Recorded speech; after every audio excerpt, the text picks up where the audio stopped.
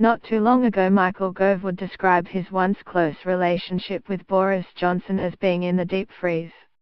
Such furore was inevitable, given the way Gove had torpedoed his chum's bid to replace David Cameron as Tory party leader and Prime Minister.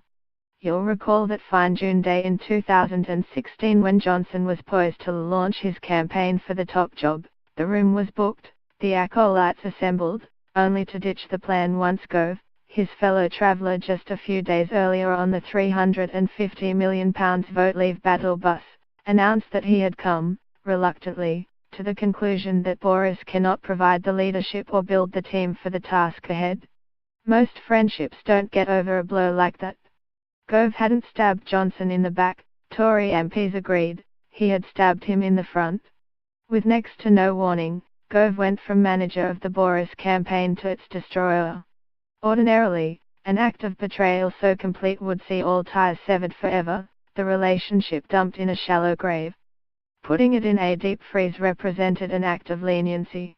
Well, now the duo have reached for the microwave and set it on full power defrost.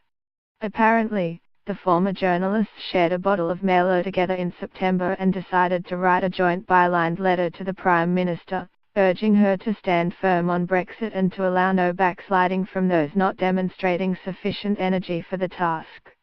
The letter seems to be a barely coded attack on the pro-Remain Chancellor, Philip Hammond, and the timing of its emergence surely no coincidence.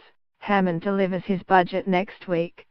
But what makes it so striking is its joint authorship, by two men you'd have thought would never speak to each other again. Is Johnson blessed with some saintly spirit of forgiveness? Has Gove made the most grovelling apology in political history? Of what extraordinary bones and ligaments are the friendships of politicians constructed that they can heal so easily? The answer, surely, lies in politics. These two are now true believers in Brexit, even if, in Johnson's case, it's not obvious that he always was, and they can see the current risk to the project.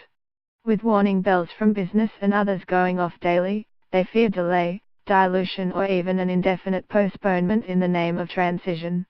The longer the process goes on, the more its flaws will be revealed. As the lead campaigners for Brexit, they need it to happen and to succeed, otherwise they will be forever associated with its failure. This also explains why they can get away with issuing written démarches to the Prime Minister, since they were the public faces of Leave, in a way that Liam Fox or David Davis were not. Their presence in the cabinet vouchers for Theresa May's commitment to Brexit. If she sacked them, the Brexiters would surely turn on her. So Gove and Johnson are immune, which is why Nicky Morgan suggests they are part of a government within the government. It's too soon to suggest they are back on maneuvers, readying another leadership bid. But still, it seems incredible that they are once again sipping Merlot together just 17 months after the Great Rupture.